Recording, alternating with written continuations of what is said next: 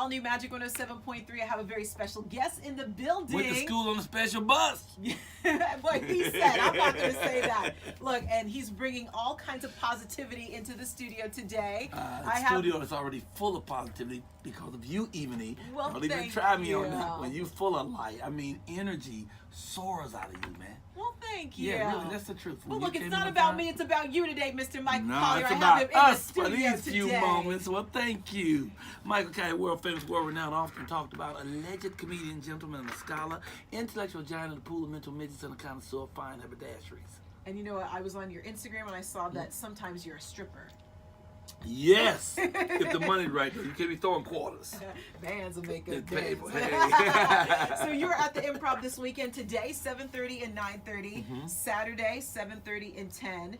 And so you have 4 opportunities to miss me. Look, we're not going to miss you. We're going to come and see you. Are you going to come and see me? I'm going to come. I always say, every time when I tell a comedian I'm going to come and see them, I'm always keeping my word. So yes, I will be there. I'm excited. It better not snow. If it snows or if it rains, I will not be there. Oh, well, then we got a 50-50 chance that you might make it, you know? It's Kansas City weather. We're kind of like a buffet. You never know what we're going to get. How long you been living here, though? I've been living here ever since I was 8 years old. Oh, then you should be used to snow. Snow should not be stopping you from going to any events. So back in the day, I never got snow days until I moved here to Kansas City. There's no snow in Massachusetts? No, there's tons of snow. Oh, okay. We used to open up the garage door and it'd be halfway, halfway up the garage door. Right, we got to dig ourselves out. Wow. Yeah. I've never seen that kind of snow. Yeah. So you're from Chicago, right? Yes. But you also by way of Venice Beach, right? Or right. California. I'm Venice Beach by way of Chicago, because Chicago is my original home. The projects, Robert Teller Home, 4352 South State, Apartment 909. But then I moved out there so I could do comedy year-round as a street performer, because they couldn't do it in Chicago in December. Then nobody was no jokes on State Street. But I love California, though. Los Angeles is my favorite place in the whole wide world. I love it, and I've been around the world 9 times. I love it too. Okay, so I saw that they call you the King of Venice Beach. I am still that. You're still that. How'd you get the name, the King of Venice Beach? Well, you know, I did comedy on Venice Beach for 9 years. From 86 to 95, I would do 5 1-hour shows every Saturday and Sunday. I sort of trained the other folks out there how to get their money, because a lot of people was out there working, but they wasn't making no real money. So I showed them how to work the audience, how to make the money, what times to come in and come out, because you know the money didn't get there till noon.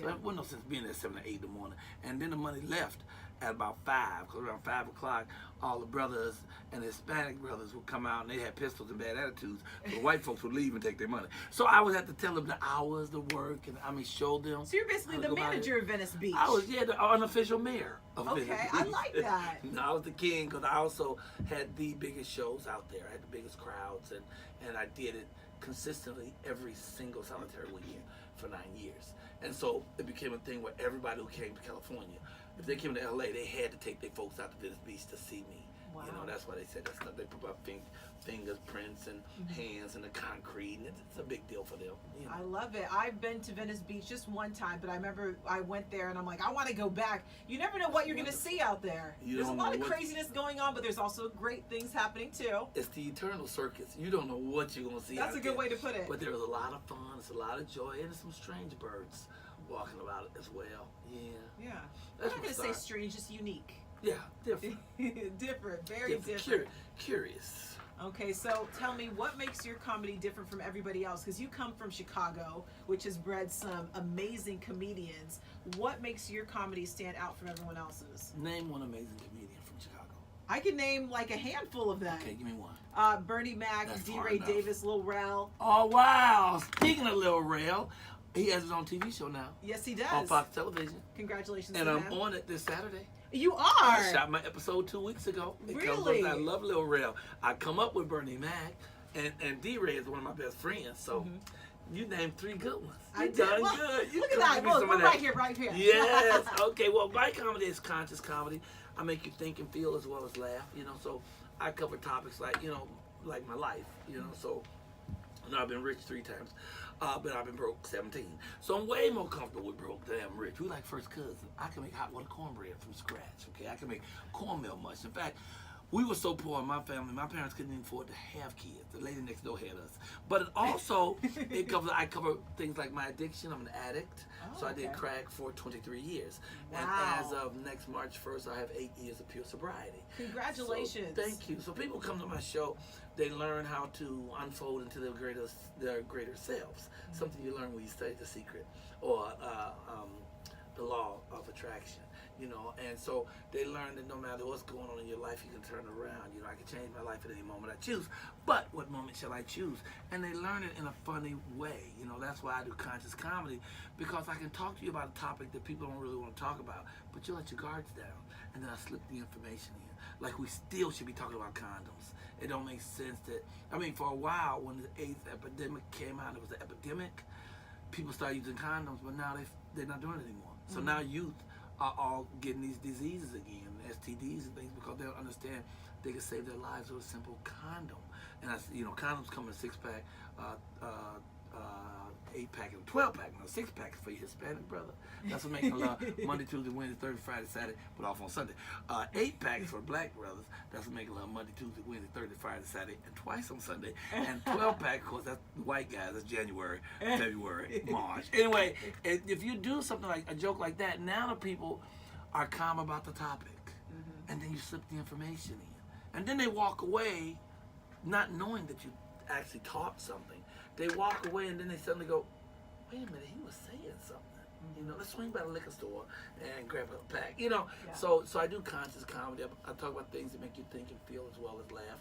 But I love to tell stories. And I love to tell jokes. In fact, my cousin, he's so stupid. My cousin just got into aerospace. And so he says him and his friends are building a spaceship that'll land on the sun. And I said, that's ridiculous. You're going to burn up. He said, no, we smart. We're going at night.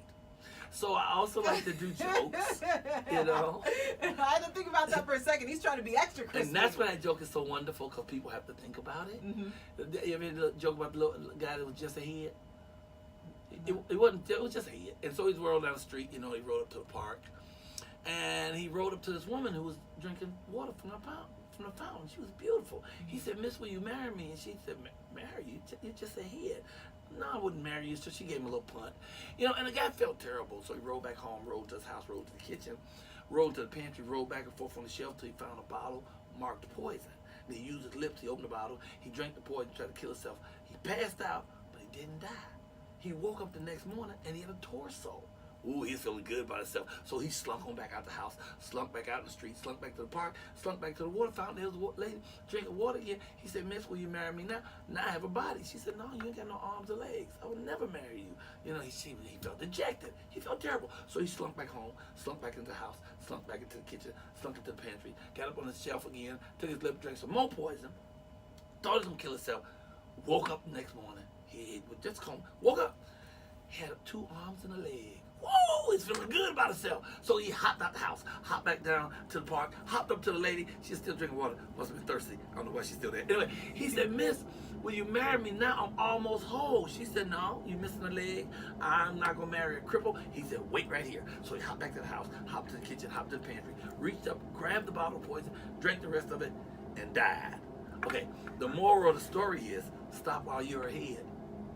Oh. I was like waiting. I was like, I need to put all this together because you told me you're like, okay. A lot of them I'm not going to get until later. That's some that's direct, but I like to do that. But no, I do stuff that talks about life. I'll talk about our political situation. I'll talk about our mothers, because my mother is everything. And I'm doing a play called Michael Coylar's Mama, which is going to go to 100 cities. We did 10 in Hollywood. Angela Bassett came, said it blew her away. Lou Gossett said blew her socks off. Can't wait to sit on Broadway. Robert Townsend said it changed his life. Jennifer Lewis made everybody stand up. And then the National Black Theater Festival picked it up. So I did 4 shows there. They said it was the best of the year. So now I'm doing 100 cities. But first we shot it for Netflix. And somebody said, well, aren't you boycotting Netflix? Hell no. I'm not boycotting nothing but poverty. We just bought a new house. So I'm not turning down nothing but my collar. Matter of fact, I'll go do comedy at McDonald's if the check is right, So we're doing that with it. Now it opens in my hometown of Chicago, because I am from Chicago. The Projects, Robert Taylor Home, 4352 South State, Apartment 909. So I'm taking it to my hometown. I open it 21st, 22nd, 23rd of December at the world famous DuSable Museum of African American History. I'm doing 4 shows there, and then I take it to New York, to National Black Theater in Harlem. But I'm going to do 100 cities. It's going to go to Broadway. Well, I hope you bring that to Kansas City, because we're waiting on you. Oh, it's got to come to Kansas City. There's no way I wouldn't come to Kansas. I get too many folks here. I got to bring it to Kansas City, else I'd be in trouble. I think that I was on your Twitter, and I think that you call us the nicest city. Oh, y'all pretty doggone nice. Nice, I think it's because y'all get barbecue there. That's what I was going to say. It must be the barbecue and that sauce. They just hand you a barbecue. And the sauce is everything. Mm-hmm. You understand? It ain't the meat. It's the sauce. If the sauce is right, it take you back. Look, it's almost lunchtime. Don't get me tempted. I'm real hungry. Girl, I'm going to breakfast. That place downstairs, Village Inn. The Village Inn? I'm going to breakfast. They have one in Albuquerque, New Mexico. And my father, who's he's an 84-year-old gentleman, every Wednesday he goes because they give free pie to the citizens on Wednesday. Okay, well, if it's free, it's me. I love free, but I'm not a senior citizen no, yet. You're going to have to wait another 50 years before but you know what? I can throw a wig on or something. Hey, maybe you take ain't my going mom to and fool dad. nobody with that young fan face, girl. You know you fan frog's hair. Well, thank you. Ever seen frog hair? You can't see it. It's too damn fan. That's all I'm saying. Well, look, hold on. Let's talk. Speaking about frogs, I was reading your bio, and you were on Princess and the Frog? Yes, the Princess and the Frog. I played Buford.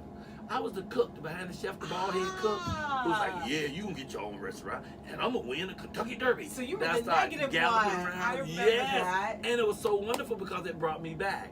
Because towards the end of the story, they started talking about negative people. Folks trying to hold you back, and it flipped back to me. So it was really cool. One of the best jobs I've ever had in this entire industry. And I do film, television, animation, books. You're the jack of all trades. Yes, indeed. Yeah, but the king of none. Yes, I am the king of Venice Beach. King of Venice Beach. At least I got one kingdom under my belt. For sure. Yeah. So I was going to ask you. You said that you are an addict. And you used to be an addict, and you've been sober for 8 years. How do you feel that they're now defining like the opioid crisis, and they're giving it a name to it? Because really back in the day, they didn't really put as much attention, and I feel like not focus groups, but you know I kind of feel like now they're really like putting attention towards it. How do you feel about that here now in 2018? Well, I think it's affecting white folks, and once it affects white folks, they come up with a nice name for it. You know, addiction is addiction. You know, a lot of people quietly meditate themselves and not even realize it's an addiction because they take the pill so often. It's just a thing. Well, what I'm more concerned about is their health. You know, because long-term usage of any drug starts to break down things like your liver and stuff like that. But as far as what they call it, I think all that's political. I think, you know, they came up with the word that works for what they're trying to say, for the narrative they want to have is political, you know. But I think a drug is a drug. I think you should use what you absolutely need to use, and you should try to stay to a healthy thing, more holistic. Medicine. Are you into holistic and just herbal stuff? I'm not into just it, but I am into it. My doctor is a holistic practitioner, and I always recommend him to people because my doctor, Dr. Lamar Price, is national, international, worldwide. And Dr. Lamar Price will never use anything but holistic medicines, and he's originally a medical doctor, but he now practices holistic medicines. But of course, somebody shoots you, you don't want to go get some herbs to put on that. Exactly, you run down to a doctor and let them put the right thing on it. So you want to do what works for you. But in a medical profession, they usually just give you stuff that dumbs down the pain. But the pain is the body's alarm clock. It's the alarm clock that tells you something's wrong. So you're supposed to get in there and fix that. You know, with holistic medicine, they don't do that. They come from a whole different angle. It's like your body is mad, which basically means mucus, acidity, and diet. When you handle those three, your body balances out. If you have the right diet, you get all the mucus stuff out, all that dairy and stuff, and I love dairy. I want to have both cereal right now. But if you get all that dairy out and get all the acid out, man, you'll live a very long life and you'll be healthy, you know? But everybody ain't healthy, so I would say holistic medicine is what I would go with in most cases. But I just broke my ribs 3 weeks ago in my new home. I fell down the stairs. And so they said, well, the only thing you can really do is take something for your pain. You know, I don't have any holistic stuff for pain. So I take a little pain pill they give me and rest. But the moment the pain was manageable for me, I stopped taking it right away. I don't take those anymore because I know long term it's going to mess with my liver. You know, and so I ain't trying to do that, but I'm trying to eat more and more healthy. I'm trying to get closer and closer to that. You know, don't give up all red meat. The only meat I really want to eat is chicken. I could never be a vegan. I like food way too much. Yeah, I love food too, but some vegans know how to find good food. They know how to take vegetables. But I think it's weird when they're fat vegans, though. Yeah, what is that? What's that about? I don't know what that is about. I think they're cheating. I do too. They're in the back room What eating are a you Susie eating? Q and Twinkies, and they stuffing a Twinkie inside a green pepper. You say, oh, you having stuffed peppers today? Yeah, but they don't tell you that they put some now and laters in there, some Snicker bars, you know. So yeah, no, I think eating good makes you feel good. It makes your skin clear. You're healthier. Your energy is up, you know. But hey, at the end of the day, you can live until you're through doing it, and then you lay it on down. Amen. You know? I was going to ask you, you like your comedy to make people's brains think. Why do you always start out by saying I was going to? I was going to ask you. I am asking you right now. Why don't you just skip all and just ask the question? Well, so your comedy is about making people's brains think. Like, I changed it. You're I challenging love me. you because you're strong enough to do that. Okay. You know, that takes intellect to actually to editorialize or to change and to edit in the middle of a thing. A lot of comedians can't get that. Mm-hmm. They'll come out on stage and they're doing jokes that's not working. Mm-hmm. And they try to forge through that mess that's not working, or if that's not working, then they turn on their audience. Mm-hmm. And a really clever comedian, when they see that's not working, they edit on the spot. They go the other direction. Mm-hmm. You did that very smoothly. I'm very proud of you. Well, thank you. Now, what's the question you were going to ask me? So you like your comedy to make our brains work, and I feel like we come from a very dumbed-down society. Do you feel like comedy is going towards that route, or do you think that there's still some true comedians there that are, you know, they make people's brains work, and do you ever think that we'll get back to that type of comedy, or just going back to actually having us work our brains? And do you get what I'm trying to say? Yeah, but I think we've always had both comedians. I think we've always had really clever comedians, the Dick Gregory's and stuff that would make you think. And I think you've always had the storytellers who did stuff like Family, like Mr. Bill Cosby, you know. And I think you've always had the wild and crazy comics who just did it just to tickle your funny bone. I think that when people go out, though, for humor, they're not coming to class. They don't want you to teach them, and they don't want you to preach to them. Mm-hmm. I don't give a damn. I'm going to be teaching and preaching anyway. But most people don't want that.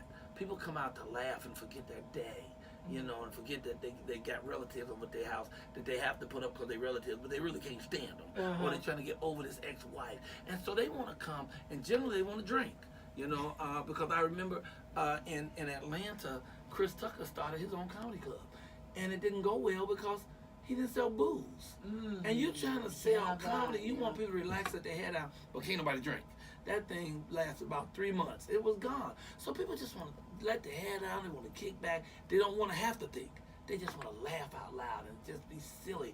And so I think that's what the majority of it is. But we've always had comics of both. You know, there's a boy named Roberts, Tony Roberts. I just think he's a little genius. He's hilarious, but he doesn't hit you with heavy comedy. It's just his silliness makes you think. Cat Williams, although I don't know what type of human he is, as a comic, I don't know either. As a comic, he's off the chain. And his stuff is really smart, and he says it in an ignorant way, you know, wannabe pimp kind of way, but it's his way of delivering it, and he gets it delivered, and really when you listen underneath it, it's some smart stuff, you know, and Chris Rock has always come from this brainy stuff, you know. And some people are too smart with it, you know. I can't think of this white comic named Dave something, but this guy is so smart, you just can't get it. It takes you so long. Like, I like to do jokes to give you a minute, but like I'm working on a joke right now. I'm not doing it yet, but it's the two hookers are fighting over a biscuit. That's all I got right now. But I think it's gonna be funny. Well, you know, it's a funny start. It's a good start. Yeah. So it's so many different forms, so many different ways, and everyone has their approach. It's like any other art. You know, they have their different approach. You know, and hopefully, the people who sell it in such a way that it's palatable to you, so that you can get it and enjoy yourself for the maximum effect. You know.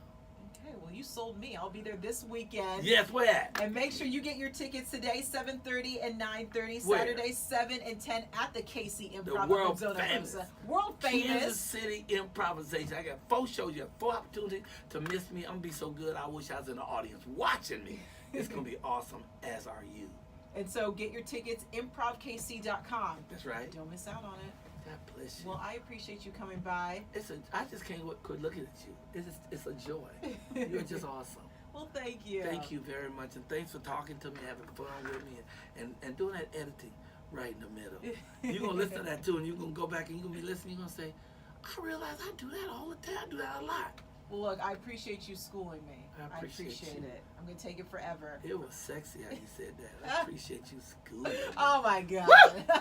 Kansas City Improv, come see me. Mr. Michale Coylar, go see him, improvkc.com. Thank you so much. You're I welcome back at appreciate any you. time. God